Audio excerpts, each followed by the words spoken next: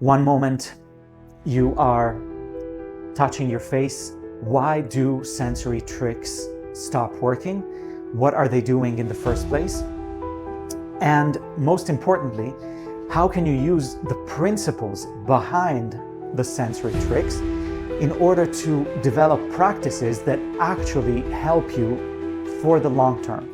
Hello and welcome to Hope for Dystonia. My name is Shmuel and I am the creator of the Hope for Dystonia Self-Healers Academy. I created the Academy because I got my life back from dystonia, and so can you. If you too are on a healing journey, then the number one thing that you can do today is click on the two links in the description below. The first one will lead you to the Hope for Dystonia Recovery Kit, a free resource that will really help you understand dystonia differently, and it is invaluable information. And by the way, if this link wasn't working for you in the past, it was leading you to the page about the Academy. We have now fixed that link, so go ahead and check that out. It is free and really transformative. And there is a second link as well that will lead you to the free Hope for Dystonia workshop that is coming up. And the workshop is titled Dystonia, I Got My Life Back, and So Can You. So that workshop is happening soon. You can register for free. It happens live on Zoom, and it will really give you a direct experience of what it is like to begin relating to your dystonia differently so that you can begin bringing new inputs to your nervous system and really turn this around. So go ahead and check out those links. For today, we're going to be talking about a topic that really lots of people ask about and wonder about, and it seems to be really confusing for many. And what I'm referring to is sensory tricks. One moment you are touching your face and your head seems to stop its tremors, or it seems to be able to rest in a position that feels aligned and straight and so on. And then, the next moment you try it again and it doesn't work. Why do sensory tricks stop working? What are they doing in the first place? And most importantly, how can you use the principles behind the sensory tricks in order to develop practices that actually help you for the long term, right? So we're going to be talking about all of this step by step. Make sure to stick around until the end of the video, because the really useful practical information of what you can do comes after this initial explanation on the sensory tricks. So let's get right into the topic. So sensory tricks are those simple gestures and simple moments of contact that seem to allow the dystonia to kind of take a step back, right? It's like the nervous system for a moment is able to forget the dystonia and use the muscles and the nerves and inhabit the body in a different way, right? And so for people with cervical dystonia, for example, they might see again that if their head is stuck to the side, they touch their face and for a while their head is straight. Or people with oromandibular dystonia, they touch their jaw and all of a sudden they can speak much more easily, and so on and so forth, right? And this is something that gives people a lot of hope, right? Because on the one hand, they see that there is something that can be done to help the nervous system do something different. And so, the reasoning goes, all right, if this is happening, it means that I'm not stuck in my dystonic position. But on the other hand, the effect goes away. And most importantly, after a while, the sensory trick might stop working altogether, right? Because the brain really learns how to kind of go around it, right? And so what's going on there? Why does it work in the first place? Why does it stop working? And what do we do about it? and how do we actually learn to work with the body in a way that allows for longer term learning.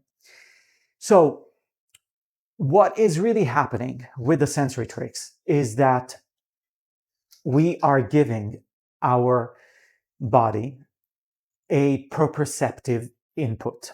Okay, this is a term that I use a lot in the academy because we do a lot of work with proprioceptive inputs.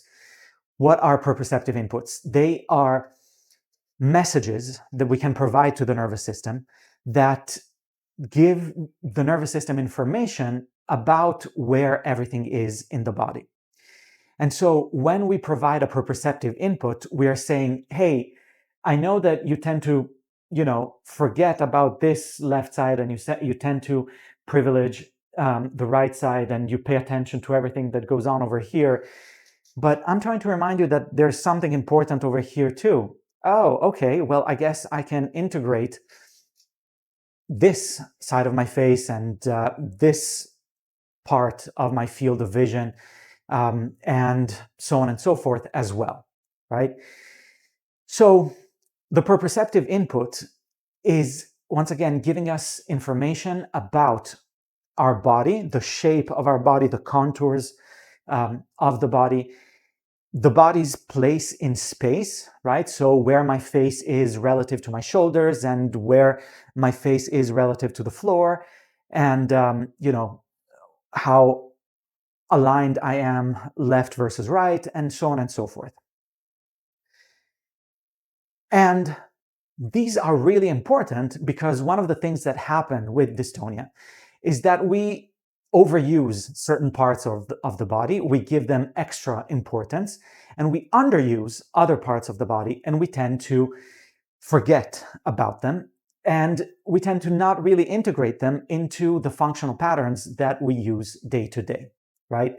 So if we want to really turn this around, and this is kind of at the heart of a lot of the work in the academy, what we need to do is integrate the forgotten parts of us into new patterns, right? And we need to practice those patterns. And in a moment, I'll talk to you about how we really go about doing this. But let's come back to the sensory tricks, right? So, okay, they work for a little bit because they provide us information about something that we don't normally integrate, right? So I tend to not think about whatever's happening over here on my left side. So I touch my face, and for a moment I'm like, oh, okay, I guess there's something over here. And then I remove the sensory trick and it goes away. And, I'm back to being stuck. And most importantly, when I do this passively for a while and I try to use this as a bit of a magic trick, at a certain point, the brain learns to continue to inhabit the dominant pattern, the one that is over here, even in the presence of the sensory trick, right? Because there is an underlying pattern of guarding, of asymmetry, of what have you, right, that is behind the dystonia. And I'm not doing anything by touching my face to really rewire the underlying pattern. And so the underlying pattern keeps on actually strengthening, and it tries to kind of take over, even in the presence of information like the sensory trick that kind of contradicts it, right? It says, well, I don't see any reason why I should stop my pattern of guarding. I don't see why I should stop protecting my human, with my guarding pattern just because there's a finger on the left side of my face, right? So that guarding pattern tends to be stronger over time, right? So you see how this works, right? We are able to trick the brain for a little bit, but then after a while, the dominant pattern says, yeah, I'm not really buying it. I'm going to stick to what I know, what is familiar, and what feels right for me, right? And what feels right is to continue to guard my human. And what do we do about it? How do we turn this around? Well, there are several things that we need to keep in mind here. Number one is that when we use a sensory trick as a sensory trick, we are using it passively, right? We're trying to have some sort of magic trick that will solve our dystonia, but we don't really understand why, the body is doing what it is doing. We don't really understand what we are activating when we use the sensory trick that we normally don't activate. And we don't actually practice a new pattern for very long, right? We're using this as some sort of magic temporary relief. And so there's no neuroplasticity that happens, right? What we need to do is to begin to work with the same practices sometimes new ones, right? Intentionally, proactively, and using these messages as intentional proprioceptive inputs, okay? What does this mean?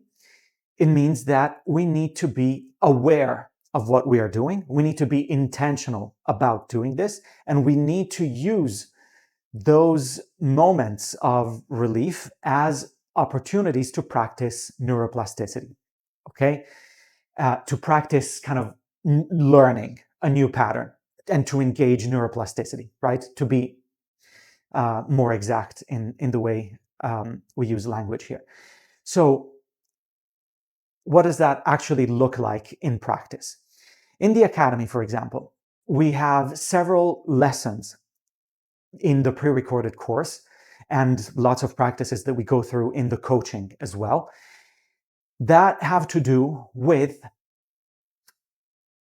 using the proprioceptive inputs to repattern the nervous system. Okay, so we use different kinds of tape and stickers and vibration and each muscle and each kind of nerve trying to speak to it in its own language, in quotation marks, and using those techniques to try and wake up the things that are sleepy, the pathways that are sleepy, the nerves that we normally don't use very much, right? So, for example, having kinesiology tape over my kind of sleepy SCM muscle, right? So that I can begin to find it and engage it using vibration there, using massage and certain kind of affirmations and so on to reconnect with the sleepy side and the forgotten side of my face and so on and so forth. Doing all of those things and then choosing to connect with these hypotonic pathways to practice a new pattern that really engages those hypotonic pathways. Okay, so if I'm waking up my sleepy SCM over here, then really making an effort to connect to it. Can I find it? Can I really engage it? Can I begin to use it, right? And beginning to create a new pattern that really includes this sleepy SCM and practicing it in daily life as much as possible. When we're washing dishes, when we're at the computer, when we are, at work, when, we are speaking to a friend 24/7, right? Trying to create this integration, not through force, but through awareness, right? Recognizing the parts of us that we have forgotten. So you understand the difference here, right? We're not using a passive sensory trick. We are actively saying, what can I use in order to help me find my forgotten pathways, connect to them, use them, and learn how to do this more and more by default, right? So then we are actually engaging neuroplasticity. Then things are actually changing, okay? However, this is not enough. because, as I was saying earlier, there is an underlying guarding pattern. The underlying guarding pattern needs to be addressed regardless. It needs to be addressed with care. It needs to be addressed through self-compassion and love. We need to learn to allow the wounds that we carry within to speak to us so that we can begin to bring love right where it's needed and allow this pattern of guarding to be less and less necessary. This takes time. There's a lot to this, and I have plenty of videos here on the YouTube channel that talk just about this: trauma and dystonia, self-compassion for dystonia. There are meditations that help you with this. And in the Academy, we go through these things, both through the course and through the coaching, a lot more in depth. These are guarding patterns that are often very deep, things that we've been carrying since we were children, and sometimes since we were, newborns, and that require lots of care, lots of heart. And it helps to have guidance and a community and everything that really the Academy was built to provide. So I hope all of this makes sense. Let me know in the comments what your experiences are with sensory tricks. And once again, check out those links in the description below. I hope to see you for the upcoming workshop. Again, this is life-changing stuff. See you there.